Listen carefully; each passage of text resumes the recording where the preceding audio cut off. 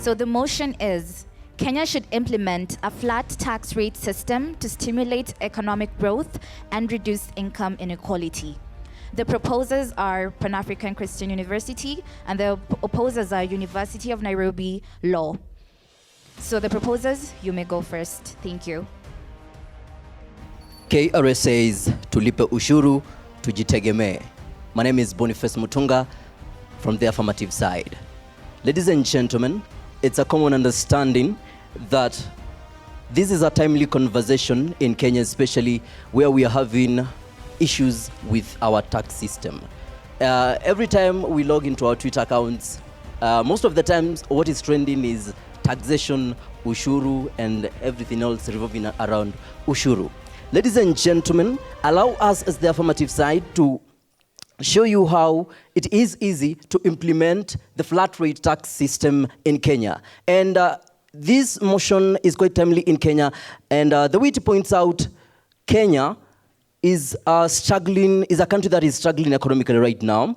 It is not doing better as it was doing a few years ago. So it is a common understanding that taxation is one way a country can prosper economically. True or false?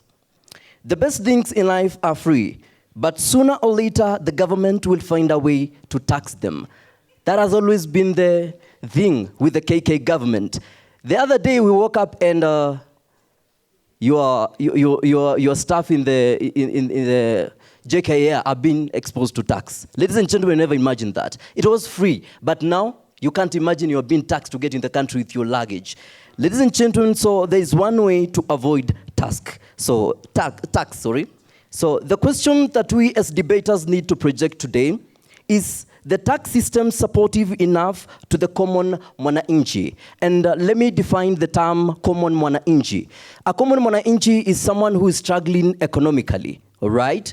And there is a set standard. And someone, there is a statistic that said anyone earning below $2 belongs to the down cadre. So the question is the tax system in Kenya allowing prosperity economically? So we have two elements in this debate: flat tax rate system, and the next part is to stimulate economic growth to reduce income disparity in Kenya. Ladies and gentlemen, let me define for you what is a flat rate tax system. A flat tax rate system is where everyone pays the same percentage of their income in taxes regardless of how much they are earning. The second bit, stimulating the economy and increasingly eyeing to reduce income disparity. In Kenya, the gap between those at the top, that is people earning much money, and the people at the lower cadre is big, which can take years to curb. And again, we need to be realistic in this conversation. We can never completely remove this gap, but what we can do is reduce the income disparity in any country, in any economy in the world. So, what do we know Russia for? A country that is prospering economically, not in terms of, leave that alone. Economically, Russia is one of the best. In 2001, Russia implemented the flat rate taxation system. It was out of effect in 2021. Don't ask me why. But for those years, ladies and gentlemen, actually it is projected that after it implemented that system, the following year there was an increment of tax collection by 26%. It tells you. So for these few years, Russia has continued to use this system. It tells you there has been an increment in what they collect. So there is one misguided issue, and everybody thinks it's right. Taxing those at the top heavily. It's 1%, yeah? It's 1%. Those have the money, it's 1%. What about the rest? So you tax people with a lot of money, and do you think you're encouraging them to put up businesses in Kenya? Definitely no. Ladies and gentlemen, any economy to grow needs, one, a simplified tax system, a predictable tax system, and an attractive tax system. Let's borrow the minds of trickle-down economic model. Yes? So it says those with the money are people at the top, people with companies, people with multinational corporates, and people who have established big businesses in this country or any other economy in the world. So if those people have the wealth, you trickle down that money to people who don't have the money. Let me rest the case there. Thank you. Good afternoon, ladies and gentlemen. My name is Joy Mweke, first speaker representing University of Nairobi Law Team, and we're here to oppose the motion that states Kenya should implement a flat tax rate system to stimulate economic growth and reduce income inequality. First things first, I'd like to remind the proposers that Kenyans have an obligation to pay taxes. If the government is to provide public services to its citizens, it needs revenue. Where will this revenue come from? One avenue is revenue collection, and this is in the form of taxes.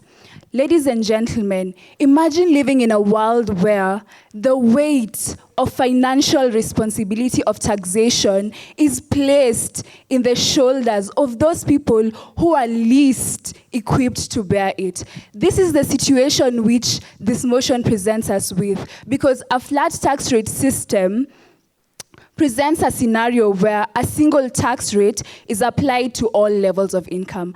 Therefore, as opposition, we are advocating for a progressive tax system whereby the people who earn higher incomes pay higher rates in tax, while those who earn lower incomes pay low amounts of tax.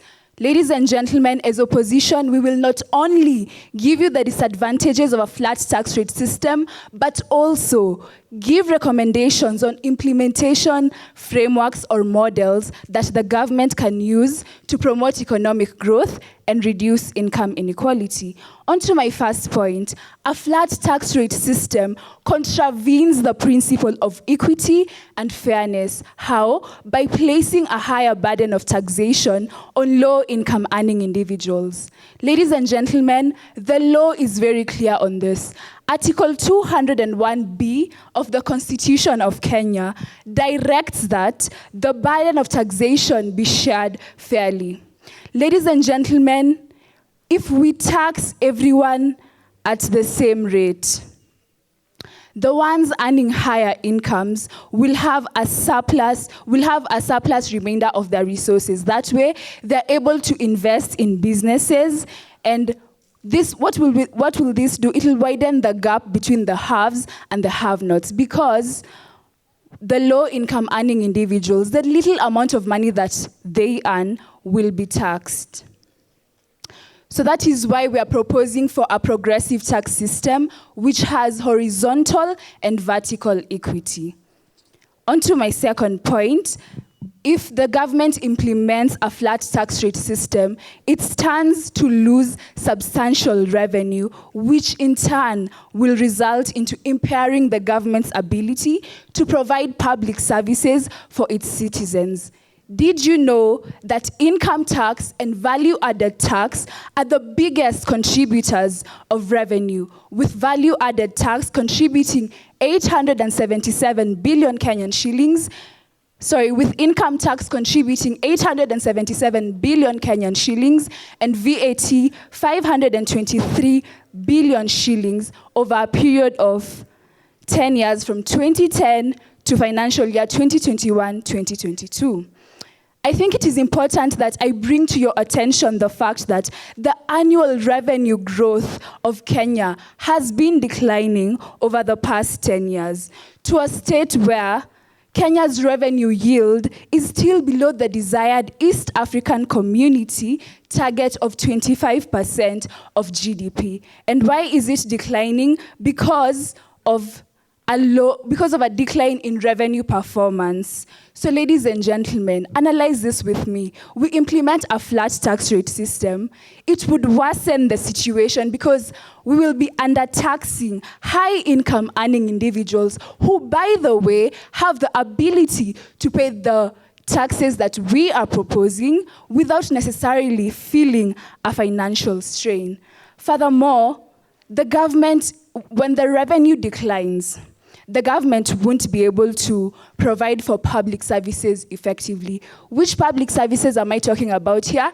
Healthcare, education, infrastructure. Think about that. The low and middle income earning individuals are highly dependent on these services. If they're not given these services, how will they enhance their lives? It'll therefore just create a wider gap between the haves and the haves-not. That way, I propose that we implement a progressive tax system for a better economic state. Thank you. Let me base my argument based on what my colleague has just stated here, that we are having a low tax performance in Kenya.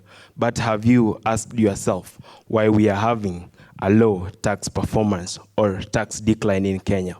I guess you have the answer, that it is because of the progressive tax model. Because, why am I saying that? It is because the investors are now fleeing Kenya. As at 26th January 2022, a lot of investors had already fled in Kenya because of what we are having, the progressive tax model that we are having. Some of the problems that we are having in Kenya today, vast economy, hard and uncollectible economy, unemployment, corruption, tax evasion, we have high credit charges are resulting from the progressive tax model that we are having. Why are we proposing that we have this flat rate tax? It is because we are going to promote investment and growth in the country. We are going to have a very simplified system of taxation that keeps us away from the corruption that is resulting from the system that you are proposing. Some of the problems that are arising from what you've just stated, we have the solution to that. The solution comes in relation with the flat tax rate. That, you know, with the flat tax rate, there is a lot of simplicity in it. There is a very strong incentive to work, save, invest, and build the country.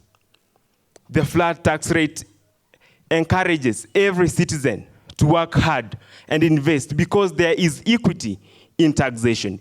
It provides a very suitable environment for foreign investors to come and invest in our country, thus growing the economy. It is an economic stimuli. A very good framework that can work for what we are actually proposing is that we are proposing that the government can introduce a pilot test on flat tax rate system in Kenya by first of all earning the legislative support and the public support.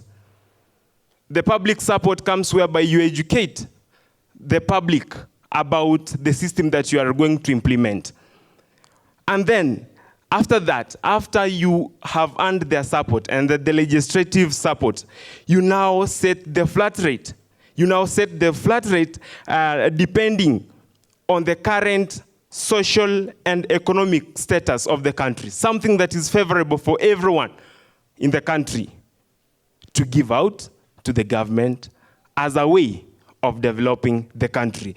Number 3, eliminating deductions and loopholes to help in preventing the wealth people from exploiting the system by simply simplifying the tax code. By that, we are totally going to eliminate corruption in the country that is resulting from the progressive tax model. And after that, we will have the transition, and then we will monitor. And at each time, we will evaluate the system to ensure its effectiveness. Fairness means everyone plays the same rules to breed a fairer society. That is why Peak Amy did say that the best tax reform will be to totally scrap the tax code and start over with the flat rate system, something that is going to earn us economic stimuli, something that is going to earn us the health that you are talking about, the economic sustainability. But as long as we are going to have your system, be assured of the dilapidated economy that you are having. Thank you. Good afternoon, ladies and gentlemen. I'm Bosire Elkanamak. I'm the co-counsel for representing the UN Law Team. And I'd like my time to start now.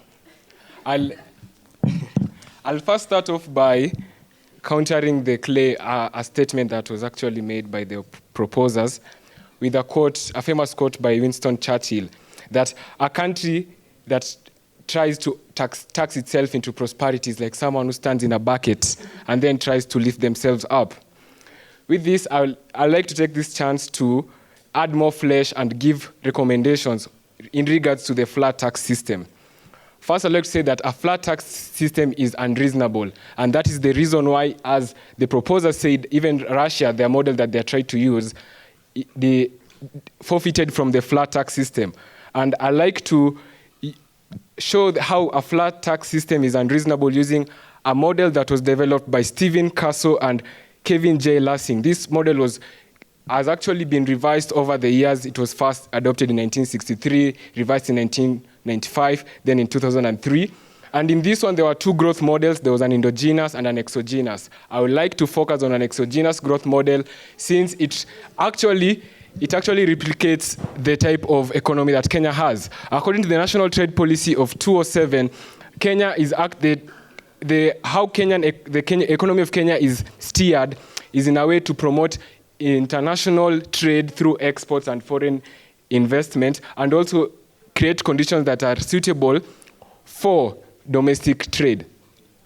This goes hand in hand with the tax policy of 2022, and bearing in mind that Kenya over the last 13 years, since 2010, has been falling short of the revenue collection.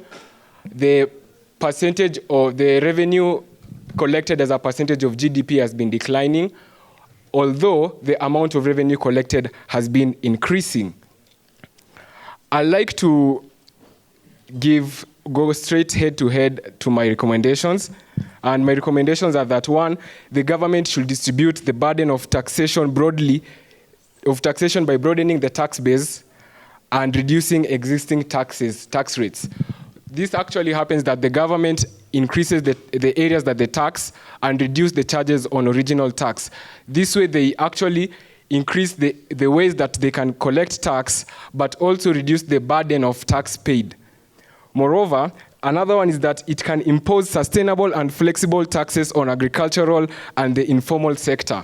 Although many have argued that the informal sector cannot be taxed because it's unstable and many transactions are not recorded, I can actually support my assertion with a case law in the case of Mark Obuya, Tom Gitogo, Thomas Maara, on behalf of the Kenya Insurance versus the Commissioner of Domestic Taxes. The High Court declared that the fact that a particular provision is difficult to implement or inconvenient does not mean that it is unconstitutional. Moreover, I'll also challenge that by two case laws, actually three. The Association of Gaming Operators in Kenya versus the Attorney General, Association of Stockbrokers and Investment of Banks versus the Attorney General, and the recent Supreme Court decision and the Court of Appeal decision on the Finance Bill Act 2023. And it's the role of government to collect taxes, and that citizens do not have let's say, a voice in matters of tax. So the matter of tax are left to government, since government, it's actually its role to collect taxes. And if government does not collect taxes, it won't be able to perform its function. The required constitutional requirement of public participation is met by when the bill or a tax policy is taken to parliament. Since parliament have according to the constitution, citizens delegate their legislative power to the parliament. My third recommendation is that government develop laws that effectively tax the developing digital economy. Although they have tried this by taxing the content creators, there is still more that can be done. I'll actually not talk more about that because I'll end up damaging my argument. So I'll actually go to the fourth one, and that government expenditure should be lower than revenue collected. And actually, this is actually a serious problem because since 2013, about 35% of what government, the revenue the money that government uses to run its activities is actually financed through loans and monetary aid from other international organizations and other countries. And on my opinion, I say that actually this actually makes us vulnerable to be puppets of other developed countries. And my final recommendation is that reducing incentives to avoid eroding the tax base. I'd like to request just an additional 2 minutes so that I wind up. This is the last one. On reducing incentives to avoid eroding the tax base, incentives were created according to the national trade policy to encourage foreign investment. Because if you look at Kenya in the sub-Saharan region, we're an agricultural giant. We are not good in wildlife. Mining, we are not blessed with minerals that much. So we mostly rely on foreign investment. And tax incentives and like tax breaks, export free trade zone, export processing zones are actually a way to encourage investors. Although they encourage the investors, the tax break of 10 years for like in export processing zones is unreasonable. They should reduce the tax break period to about something to 5 years. Thank you for your time. A round of applause for the guys.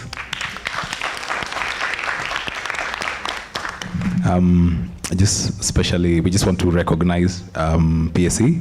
You guys have done a really good job considering you only got this question at 11 p.m. So guys, please, a special round of applause for that, guys. Yeah, good job, guys. Good job, guys. We appreciate it. I'll just say two things. I mean, number one, and unfortunately, you guys got the question last and you had to argue the more difficult side of the debate. I think you guys have done a fantastic job. You are all really strong speakers.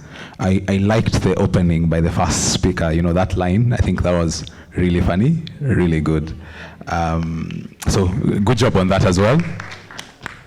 Perhaps you come up with jokes better in the dead of the night. But all the same, congratulations. We appreciated that. Team UN. No. But I'm saying the joke was funny. It was not a dig. Team UN. I guess you guys did it like lawyers, cited the Constitution, and then gave us like a ton of case law. I was really tempted to ask you the facts of those cases. I really hope you know them. I really hope you know them, but yeah, good job as well.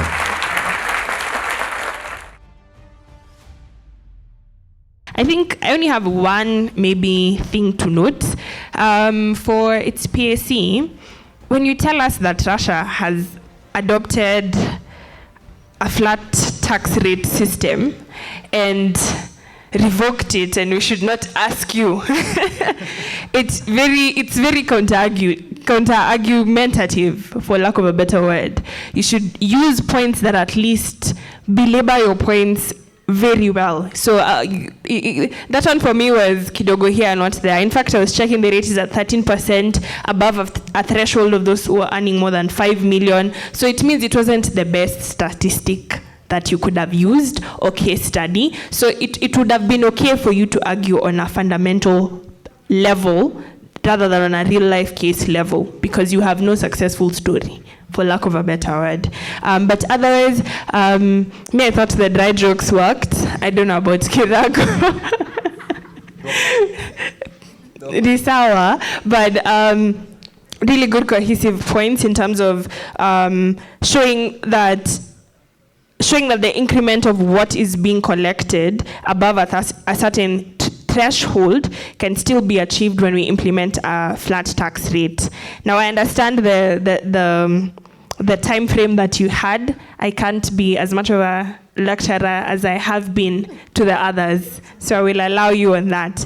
To your end, really poised, really polite. I mean, if you guys come to court like this, you're winning me over. So keep it up. I noticed you're probably the only team that has some level of polite modalities when you're addressing us. The thank yous, I'd like my time to start. I have not given you marks on that. It's just good character for your life in general. But It's because they're lawyers. It's because they're lawyers, eh? But usually the ones we see in court, what are two?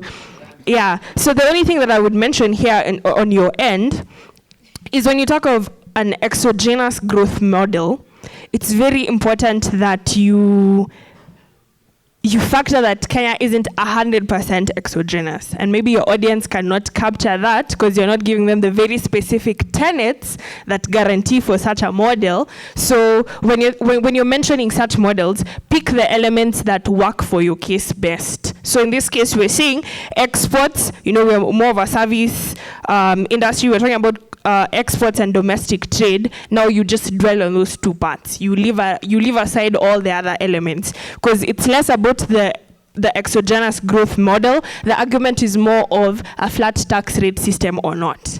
So when you're looking at a motion, you don't want to introduce new players that don't necessarily build your case. Yeah. Again, with what Kirago has said, you should know that case law. It's just that I'm not a lawyer, but if I was, I'm going to question on those ones, because we didn't have time also, and you mentioned them very quickly. So you want to pick one, mention it very well, and the deliverables that come out of it, and it should help you build your case study, like what Paul did for your end. The specific case law he bought, he broke it down, which gave his argument more volume. Just mentioning 3-5 of the case laws exist that are many. Mentioning them alone is not the only thing that guarantees something of substantive. To your first speaker, you have a really calm and composed way of showing us that applying this to all levels of income is important. So we can't just think of a flat tax rate that is only weighed on one entity. You also talked about equity being the horizontal and vertical elements, which I thought was very fundamental if we're talking about the fairness principles that should apply for a tax system. And also I give you props on the statistics because you did mention the progressive growth revenue report from 2010 all the way to 22 for VAT, and even the figures, which I thought you really brought that out really well, that at least gave some good points for your team. Otherwise, all the best to both teams, and congratulations for whoever takes the day.